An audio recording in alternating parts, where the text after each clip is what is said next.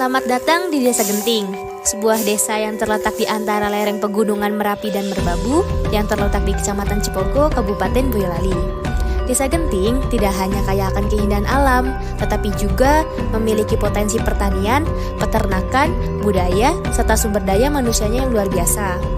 Perpaduan antara alam yang indah, potensi ekonomi yang beragam, dan budaya yang tetap lestari menjadikan Desa Genting sebagai salah satu desa yang patut dibanggakan dan layak menjadi tujuan kunjungan, baik untuk wisata, penelitian, maupun pemberdayaan masyarakat.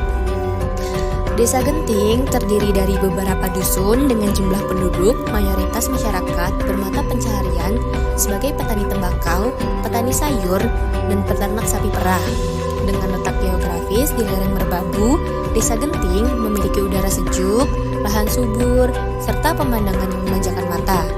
Hal ini menjadikan desa ini kaya akan hasil bumi yang berkualitas, seperti tembakau, sayur segar, serta produk olahan dari peternak sapi perah yang menjadi andalan. Secara administratif, Desa Genting berbentuk memanjang, di sebelah barat berbatasan dengan Desa Cipogo, di selatan dengan Desa Sukabumi, di timur dengan Desa Sambiran, dan di utara dengan Desa Selong. Potensi utama Desa Genting terletak pada sektor pertanian tembakau dan sayuran. Lahan yang subur membuat desa ini menjadi sentra produksi tembakau terbesar di Boyolali. Dan sayur mayur seperti cabai, kol, dan wortel. Hasil pertanian tembakau di Desa Genting memasarkannya di dua pabrik yang berbeda, yaitu di PT Gudang Garam dan PT Jarum. Untuk sayur yang mereka peroleh dan mereka tanam, mereka memasarkannya tidak hanya dipasarkan di pasar Boyolali, tetapi juga ke berbagai pasar daerah di Jawa Tengah, bahkan sampai keluar provinsi. Selain pertanian, sektor peternakan juga menjadi sumber penghasilan utama masyarakat, terutama di Desa Genting.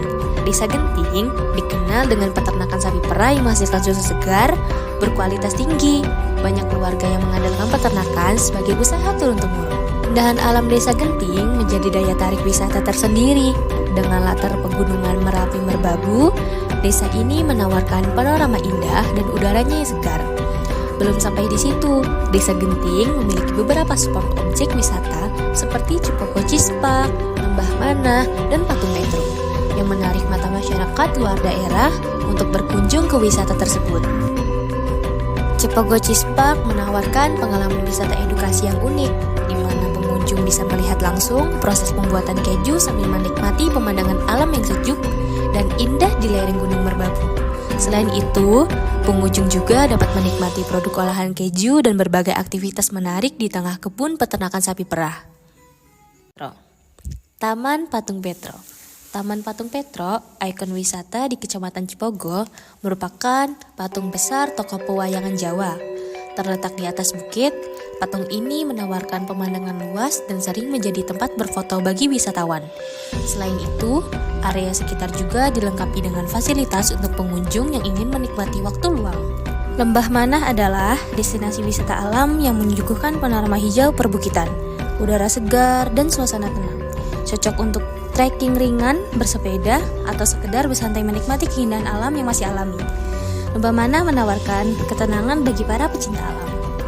Selain itu, kekayaan budaya seperti tradisi gotong royong, kesenian rakyat, hingga kegiatan keagamaan yang rutin menjadikan Desa Genting kaya akan nilai kearifan lokal. Dengan segala potensi yang dimiliki, Desa Genting terus berbenah menuju masa depan yang lebih baik. Harapan kami di desa yang modern ini, desa ini mampu menjadi desa yang mandiri yang sejahtera, berdaya saing, serta menjadi desa yang akan tetap menjaga kearifan lokal dan kelestarian alam. Desa Genting, sejuk udaranya, subur tanahnya, ramah warganya.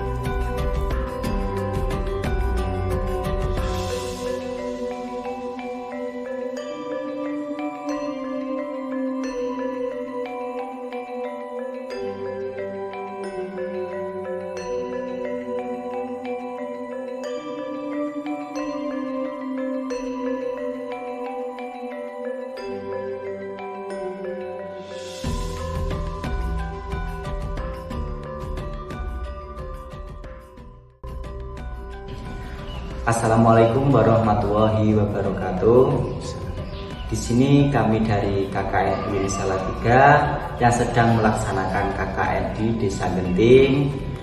Dan sebelumnya perkenalkan terlebih dahulu, nama saya Muhammad Bilal Fajri, bisa dipanggil Fajri, dan rekan saya Novia Hornisa, bisa dipanggil dengan Novia. Dan di sini kami dengan tokoh masyarakat Desa Genting, yaitu yang bernama Bapak Supriyadi. Terima kasih Bapak Supriyadi telah mau diwawancarai seputar Desa Genting. Oke, lanjut saja untuk pertanyaan yang pertama, yaitu apa saja potensi unggulan Desa Genting yang saat ini sudah dikembangkan? Untuk potensi Desa Genting itu meliputi dari produk-produk terutama pertanian, itu bisa tembakau, bisa sayur mayur, dan bisa yang lainnya. Terutama kalau di sini kan biasanya musim tropis kayak gini, itu biasanya potensi dengan sayur-sayuran, Mas, kayak gitu. Jadi nanti kalau sayur mayur otomatis kan kita memang dari sekian banyak yang menanam sayuran, yang paling cocok untuk daerah tropis itu kemungkinan kalau di daerah-daerah lain itu kemungkinan yang paling bagus di daerah sini, gitu Mas. Oke, berarti mayoritas di sini petani ya Bapak? Iya, petani. Untuk pertanyaan selanjutnya, yaitu apakah ada produk unggulan atau UMKM khas Desa Genting sendiri? Oh, ada. Kalau di sini terutama di Kardus 2 ya, Kardus 2 itu tepatnya di Kadipiro. Di Kadipiro itu ada produk unggulan yang namanya brambang goreng itu Mas. Itu sudah ke luar kota lah, itu keluar kota. Terus ada produk-produk yang lain, yaitu keripik adas. Keripik adas itu yang ada di sana. Jadi memang kalau adas itu memang yang bagus, rasanya manis itu memang di Kadipiro, terutama di RT 10, RT 11, 12, 13, 14 kan ada di sana. Jadi memang produk unggulan di UMKM itu memang di dusun bawah. Kalau dusun atas kayak gini, di sini memang produknya pertanian kayak gitu Mas. Untuk penjualannya sendiri itu diambil pengepul apa kita setor di PT mana gitu Bapak? Enggak, kalau penjualannya itu kadang ya diambil sama pengepul, tapi kadang ya diajar sama pedagang-pedagang yang ada di sana. Jadi memang enggak pengepul semuanya. Pedagang-pedagang misal ke warung-warung, itu ke warung-warung makan, warung-warung yang di desa seperti itu. Mungkin untuk lanjut saja ya Bapak, yang selanjutnya yaitu bagaimana dengan pendidikan dan kegiatan keagamaan di Desa Genting sendiri Bapak? Oke, kalau pendidikan memang kalau pendidikan di sini saya rasa masih belum 100% Mas. Kalau sini itu memang sesudah lulus SMK atau SMA sederajat itu memang langsung bekerja gitu. Jadi pekerjaannya pun tidak dari sekolah, jadi mencari sendiri kayak gitu. Apalagi kalau sini kan yang mungkin hampir 8% lah, 8% itu bekerja di luar negeri kayak di Jepang, terus Taiwan, seperti itu. Jadi memang kalau pendidikan di sini itu memang yang lulusan sarjana itu masih minim sekali, masih belum. Terus di bidang keagamaan memang kalau apalagi di dusun Sidoarjo kayak gini, dusun Sidoarjo memang masalah keagamaan memang sangat karena kan ada dua agama ya, ada dua agama, masalah tingkat kerukunan, tingkat itu memang sangat disorot dari media-media manapun. Jadi kalau keagamaan memang kalau sini itu yang penting saling rukun, saling menjaga, yang penting tahu sama tahu kayak gitu Mas. Masalah keagamaan. Masalah pendidikan tadi yo seperti itu. Jadi masalah pendidikan memang enggak 100% itu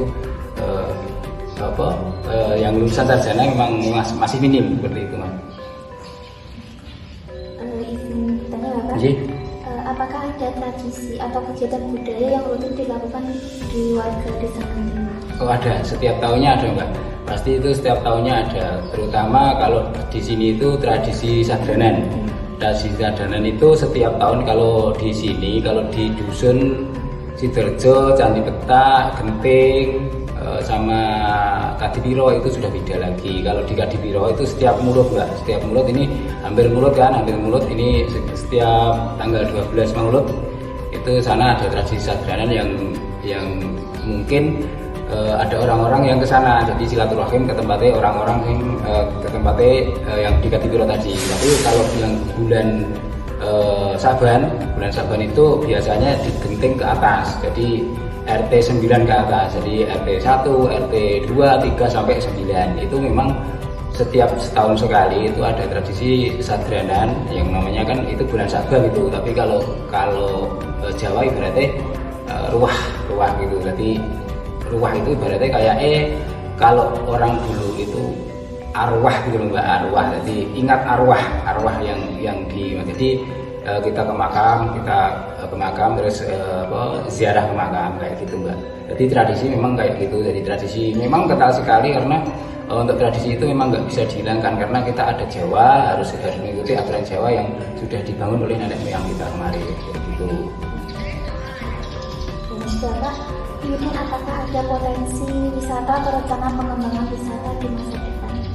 Ya, untuk sekarang kalau wisata memang yang didominan oleh Cimory ya. Cimory itu memang sudah dikelola oleh kerjasama dengan desa. Jadi yang di Cimory itu kan kerjasama dengan desa. Jadi untuk yang lainnya, kalau untuk potensi yang di dusun itu sebetulnya ada Mbak, arah untuk merancang kita ke arah itu wisata itu sebetulnya ada, karena kan kita ada ditipkan kayak di situ kan, ada tikungan itu kan, itu untuk potensi misalnya kafe kayak apa nanti kan kelihatan dari jalan raya kalau itu. Jadi ya katakanlah kalau di situ itu dikasih apa itu satu tulisan apa itu Sidoarjo kayak gitu, nanti jadi viral itu. Jadi memang dalam rencana kami berembuk sama ketua kelompok. Kalau di sini kan ada kelompok-kelompok, ada 5 kelompok lah kalau dusun ini. Seperti itu tadi kita bicara untuk merancang mungkin 5 sampai 10 tahun lagi lah itu baru terrealisasi kayak. Karena apa? Karena kan kita ya harus tahu lah, karena ekonomi sekarang tidak baik-baik saja kan seperti itu. Gitu. Pertanyaan lain Bapak, bagaimana kesan dan pesan Bapak terhadap program KKN yang telah dilaksanakan oleh mahasiswa KKN Salatiga di desa ini? Ya, terima kasih. Kami sangat berterima kasih sekali pada Mas dan Mbak KKN UIN Salatiga karena sebagian kecil kita sudah membantu untuk masyarakat sini, apalagi kita waktu perayaan 17 Agustus ya kan, 17 Agustus sampean semuanya sudah melaksanakan lomba, ada senam jasmani atau senam ibu-ibu atau jalan sehat, juga didukung dengan door prize karena itu sudah membantu masyarakat dan juga menghibur dan menyemarakkan 17 Agustus yang ke-80 kayak gitu. Jadi kami sangat berterima kasih ya, himbauan kami untuk kedepannya ya tali silaturahim tetap dijaga, karena kan kita setiap tahun ini ada acara kayak gitu. Nanti Mas dan Mbak KKN bisa rawat ke sini, nanti bisa apalagi nanti kalau musim-musim pas tradisi kayak gitu yang saya terangkan tadi di depan itu malah terima kasih. Nanti kan cari silaturahim jangan sampai putus ya.